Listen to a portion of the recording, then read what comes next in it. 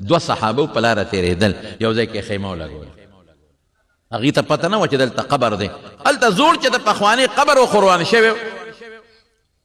د قبر نه اواز واورېد د تبارک الذي د لاندې نه چې کوم سړی لاندې خښ دی هغه لګیا دی تبارک الذي وایي د قبر نه یې واورېد دی لاړل رسول الله صلی الله علیه وسلم ته الوی وی د الله رسوله موږ ته خو هېڅ پته نه وه خیمه وواله او د قبر د لاندې نه تبارک الذي اواز مې واورېد هي المانعة هي المنجیه دا تبارک الذي هغه صورت دی چې خلکو له د الله د عذاب نه نجات ورکوي او په خلکو عذاب بندوي ګوره د قبر چې څوک تبارک الذي وایي دا صورت حدیث کې بل ځای کې راځي چې دا سړی په قبر کې کېښودلی شي دا تبارک الذي به د مرغۍ په شکل کې راشي او په دې سړي به خپلې وزرې خورې کړي دې دپاره به پرې خورئ چې دې انسان له څوک عذاب ورنه کړي دا د تبارک الذي برکت زما وروڼو قرآن شریف ډېر برکتي کتاب دی د الله د ذات خبرې دي او د حضور پاک معجزه ده نو چې د خدای د ذات خبرې وي او د رسول الله صلی الله علیه وسلم غوندې عظیم پیغمبر عظیمه معجزه نو چې په هغې کې خیر او برکت نه نو په څه کې به خیر او برکت یو ځل رسول الله صلی الله علیه وسلم وفرمایل وی څوک دا خوښوي چې منډۍ ته لاړ شي د سارو میلې ته او یو اوښه راولي بې پیسو فري ولا څوک ورکړي خیراتي سربغ اوښه ښه لنګه بلار به اوښه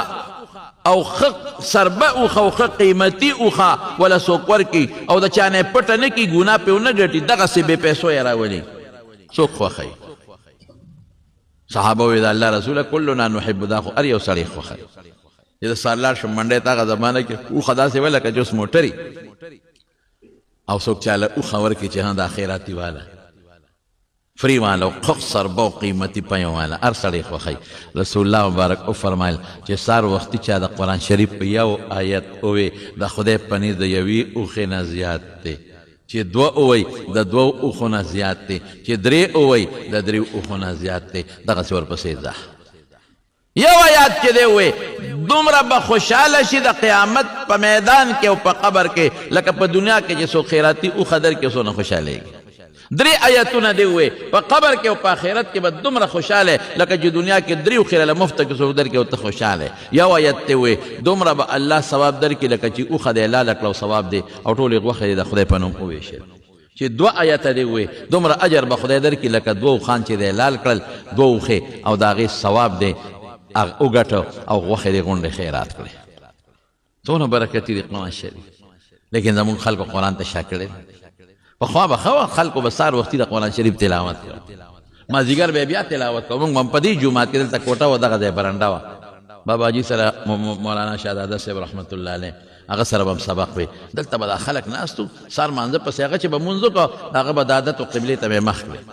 تر اشراقه پورې به هغه په هغه ځای ناست و او چې اشراق مونځ به یې وکړه ته به مونږ به ورسره اکثر د اشراقه پورې ناست وو سبق به هم ته وی دا د محلي خلک به دقه ځای ناست وو په خدای کې څومره لوی عالم و زه کله کله حیران شم څومره لوی عالم و څومره لوی مفتي و ما د مولانا شمس الحق افغاني رحمت الله علیه نه اورېدلي وو هغه به ګویا لفظ وی ګویا کې مولوي شهزاده صاحب د فقې په مسلو کې د دې زمانې لوی سړی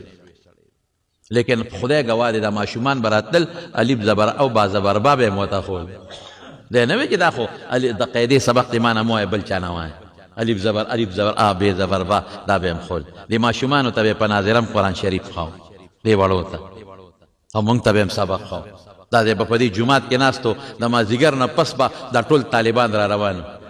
چا به یو کتاب وي چا به بل اړو پغوی نه ساتله نور الانوار او اصول الشاچي او چا حسامي چې په دې مدرسو کې به کوم کتابونه نشو ویلې کېدې خلک به راتلل هغه کتابونه به د هغه نه وي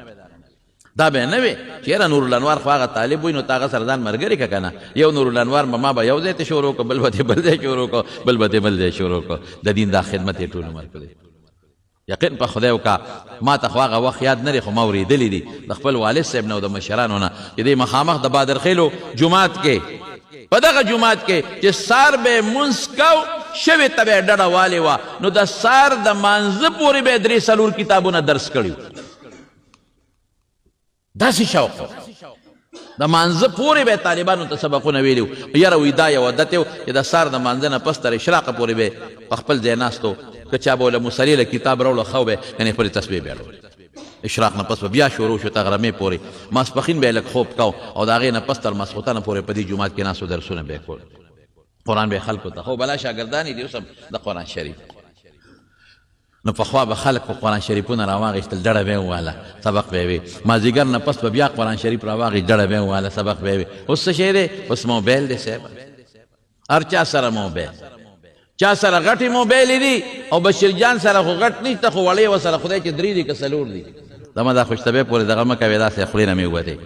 چې نن سبا خلکو ټولو موبایلو په جیبونو په لاسونو کې اغېښتې دي او د قرآن نه خلک ایسته الحمدلله په دې وخت کې زمونږ د علماو نه خدای پاک کار اخلي زه خو قسم په خدای ډېر خوشحاله یم زمونږ په کلي کې خو د خدای فضل دی ډېرې مدرسې دي د الله فضل او په هر جومات کې د قرآن شریف مدرسه را الحمدلله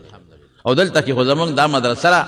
اوس قاري صاحب دې پکې هغه کوي او اکال له انشاءالله که ماشومان زیات شو 2 قاریان به یې که خیر او چې نور هم زیات شو 3 به یې که خیر انشاءالله العزیز تاسو ته هم چې خپل بچي راولېږئ دلته کې ما تپوس وکړه کال له به که خیري پکې د حفظ هم ډېر کسان به یي انشاءالله العزیز ځکه د چا 12 سپارې د چا زیاتې یادې کړي دي الحمدلله نو زما وروڼو ټول چې څومره یې چې د الله سره مینه یي الله سره نو د الله د قرآن سره به مو مینه کوي انشاءالله العزیز چې د چا د پیغمبر سره مینه یي نو چې کم قرآن زموږ په ښکلي مبارک پیغمبر نازل دی نو هغه سره به خامخا مینه کوي نو قرآن شریف تلاوت به ټول کوئ وعده به را سره کوئ که خیر انشاءالله العزیز ټول کوئ او که چا له په ناظره نه ورځي نو قل هو الله احد صورت خو ټولو ته یاد دی که نه دا وایه که رسول الله مبارک فرمایي چې 3 ځله چا ولسته الله به د قرآن شریف د پوره ختم ثواب ورکړي او چې 10 ځله چا ولسته جنت کې به له خدای محل ورکړي دا وایه ښه او یو بچی یو نوسې دا به انشاءالله قرآن ته او علم ته ورکوي که خیر انشاءالله یو بچی وقف کې د خدای قرآن ته او علم ته او دا سوچ او فکر مه کوئ چې ډوډۍ به وله څوک ورکوي زما د په خدای قسم ډوډۍ د خدای په لاس کې ده چې کافر له مشرک له هندو له سیک له او د دنیا د کافرانو له خدای خپلو دشمنانو له روزي ورکوي نو چې د خدای قرآن ته ناست هغه له به روزي نه ورکوي دا څو خبرې مې نن د قرآن شریف د دې ختمونو په سلسله کې ستاسو مخکې عرض کړلې